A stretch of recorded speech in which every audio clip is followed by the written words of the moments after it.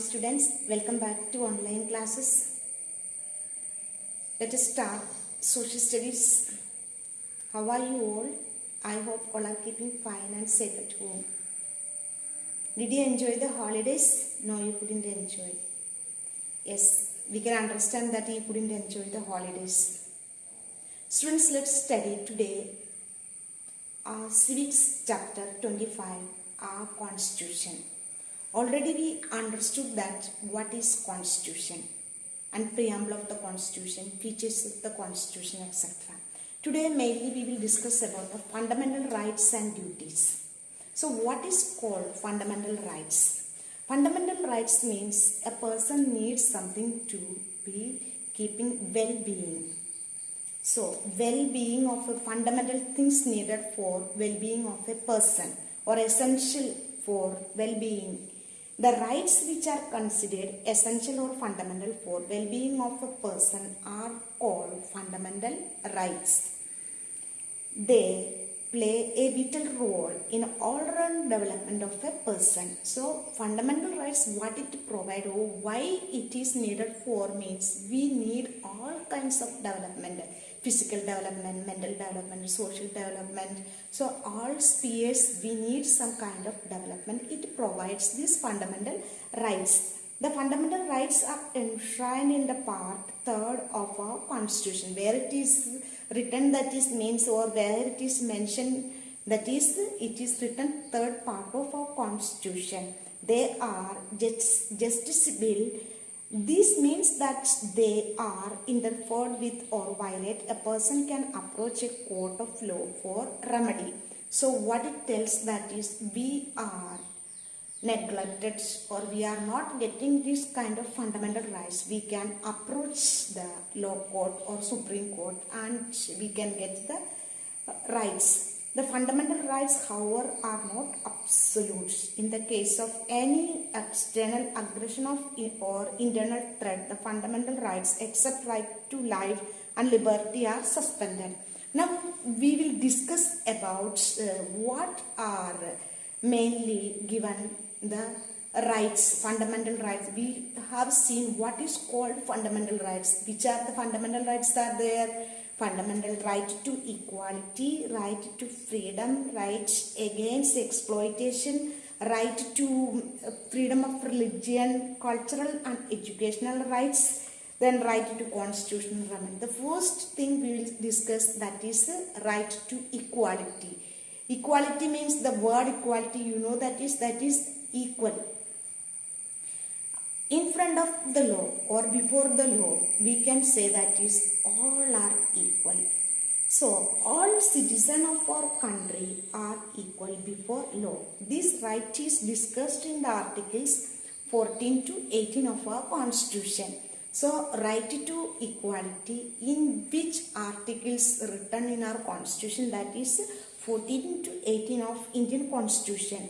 No one will be discriminated against on the grounds of religion, race, caste, sex or place of birth. So all these reasons may not be a problem for enjoying or experiencing their rights. So this also applies in matters of education and employment. The weaker and backward section of society have, however, been given certain privileges by way of reservation of seats in schools, colleges and government services and in the legislature. So we can see that is we should not keep up any partiality. Before the law, all persons are equal. That shows in this right to equality. The state will provide all citizens equal protection of law. Our Constitution has also abolished untouchability. So you know that is before we suffered lot of problems because of untouchability. But the social reformers came and make us understanding about the evil thinking of the superstitions of the society. We can get it rise from there and we can make understand what are the benefits or what are the consequences of the people keeping this untouchability. During the British rule, certain titles like Rai Bahadur and Khan Bahadur were awarded to individuals. All such titles have now been abolished. Only military ranks and academic distinctions can be awarded. Next one we can see that is right to freedom. Right to freedom is very essence of the democracy. That is why Constitution has granted various kinds of freedom of the citizen. That is also written the articles 19 to 22 of the Constitution. Our Constitution grants 6 different freedom to promote ideal of liberty mentioned in the preamble. So preamble means introduction of the Constitution. We have seen that is which freedoms are given. That is freedom of speech and expression, assemble peacefully and without arms. First one we have seen speech and expression. We can express our thought, our feelings. And second one tells that is assemble peacefully without arms. Next one form associations and unions. Next, move freely throughout the territory of India. Reside and resettle any part of India. Next one, practice any profession and carry on any occupation, trade or business. We must remember that the right to freedom has to use right manner so that it does not harm others. So what it tells that is this freedom, right to freedom given us that we have to use for good of the people only. All things must be peacefully we have to handle. We have seen that right to freedom. Now we will discuss about rights against exploitation. What is exploitation? We can see that all human beings are valuable. But in olden days there was prevailing some kind of slavery system, that is buying and selling the people. So what it tells, Constitution Article 23 and 24 tells that buying and selling of human as well as all forms of forced labor. They also prohibit employing of children below the age of 14. So below the age of 14, the children all must go and get education. We should not give them heavy work or earning money for any labor or anything else. That is also prohibits this article in the Constitution. The next we will see that is right to freedom of religion. Right to freedom of religion means that is we know that our India is secular state. That is why given freedom to all religions, Hindu, Muslim, whatever there is, main religion is not there. Any religion, there is no state religion. Every citizen of India has right to follow and propagate any religion. Next we see that cultural and educational rights. Cultural and educational, different communities, different customs are following. India has a diverse culture and language. Each community possesses rich literary and artistic traditions. Article 29 and 30 of our Constitution state that everyone has the right to develop and preserve his or her culture. So each one of us are following different cultures and traditions. So in our Indian Constitution give us the right to develop these good cultures in our society. People belonging to different communities also have the right to establish their own educational institutions. They can also have the right to establish their own educational institutions. The government also helps and encourages the cultural activities of different regions and communities. So we can see that in the Constitution they have given more importance. Next we can see that is right to constitutional remedies. Article 32 of our Constitution safeguards of our fundamental rights by granting the right to constitutional remedies. Constitutional remedies means there is some kind of problems take place. There is a way for us to encounter, or we can meet the Supreme Court or law court, and we can solve the problems, we can get the remedy of that. See, it is possible that the government may on certain occasions violate our fundamental right. The right to constitutional remedies protects the citizen against any such violations. A citizen can file a lawsuit against the government in the High Courts and the Supreme Court. These courts possess the power to uphold the fundamental rights of the citizen by issuing a writ or an order.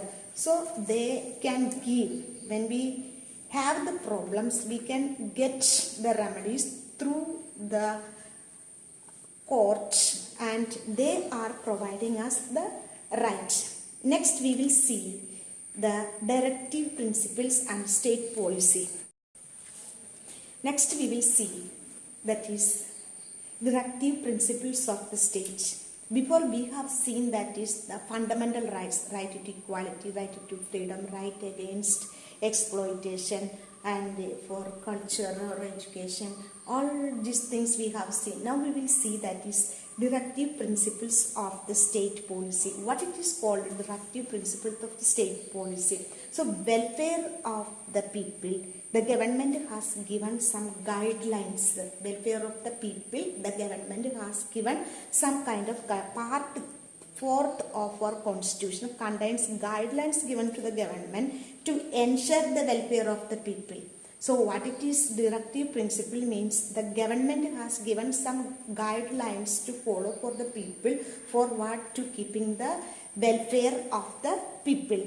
These guidelines are called directive principles. These principles are directives to promote social justice or social order. Before we have seen, when we study about the law, what it is law or why it is means, it is making the law means that is for smooth running of the society. Here also we can see that these kind of guidelines government giving, and it will help the society for smooth running and the correct way of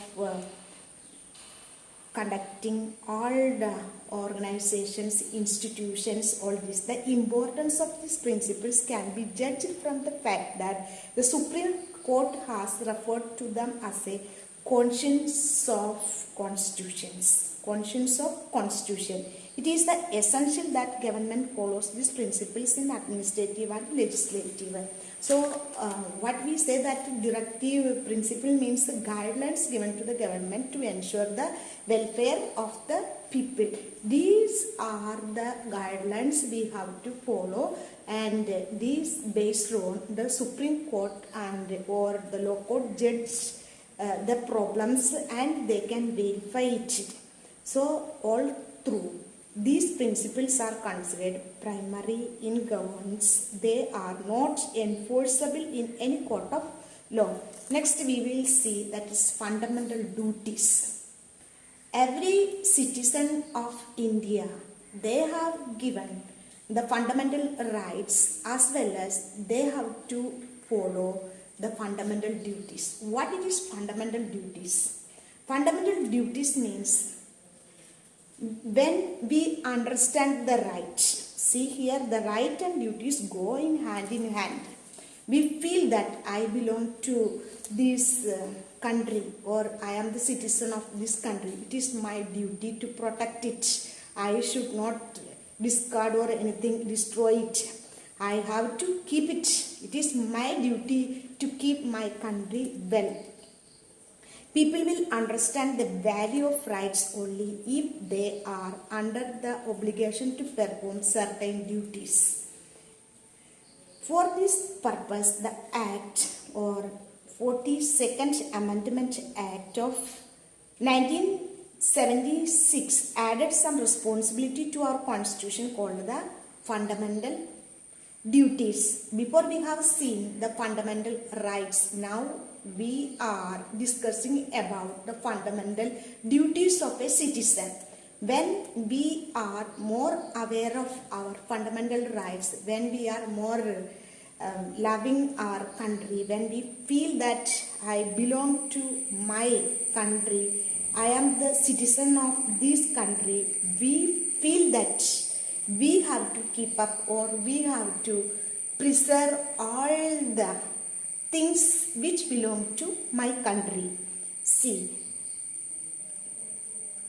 we should show respect duties, that is telling that is first of all that we should respect our national symbols like national anthem and the national flag. First one we have to respect our national flag and national anthem.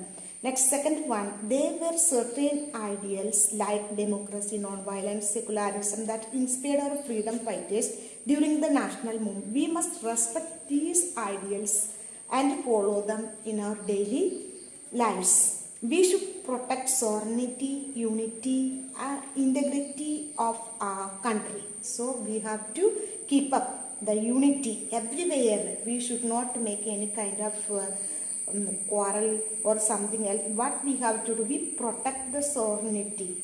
So we know that before getting the freedom, we experience what is slavery or what problems we face under the shoes of the Britishers. So what is the right, what is the duty of a citizen of India? We have to keep up this sovereignty, unity, integrity of our country. Next, we should prepare to show our patriotism by defending our country. We should prepare to show, we should show respect. Next, we should promote harmony and brotherhood among people by giving up differences based on religion, language, region. So different people, different languages, different customs, all this, whatever there is goods, difference. We can see that in the garden, different kinds of flowers like this. In our country, there is the diversity in unity. Means we can come together, different language, different kinds of customs and traditions. All these are beauty of our lands. We should promote the harmony and brotherhood among the people by giving up difference based on religion, language and region. Next, we must take care of public property. Whatever the public property that we have to take care of, whatever the things are there, we must preserve our national environment such as forests, rivers, lakes, wildlife from destruction and degradation. Next, we must develop scientific attitude. This means that we should discard superstitions and beliefs. Some kind of superstitions and belief, it will destroy the social life. That kinds of, before, you know that olden days there was some kind of beliefs was prevailing, that is service system, child marriage, all these things. It was not good for the people. That is why we must understand what it is good or bad. These kinds of superstitions we should avoid, and we have to promote the whatever good for the people. Next, we must not follow harmful social practices such as dowry, alcoholism, drug addiction and gambling, etc. We must value and preserve our rich cultural heritage. We should give more value to preserving our rich cultural heritage. Next, it is the duty of a parents or the guardians to send their children to school. So below 14 years, all the children must go and get education. We must realize the feeling of responsibility towards these duties will help to strengthen our democracy and lead our country towards progress and prosperity. So we ourselves have to lead the country, not they are the what my and my society, and these are the people who are leading my country. So I love my country. How I can do means by keeping up the rules and regulations in the society has given. So when we understand the constitution, we can more understand about our duty and our fundamental rights and all these things. I hope all of you understood more or less. Again we will study next class.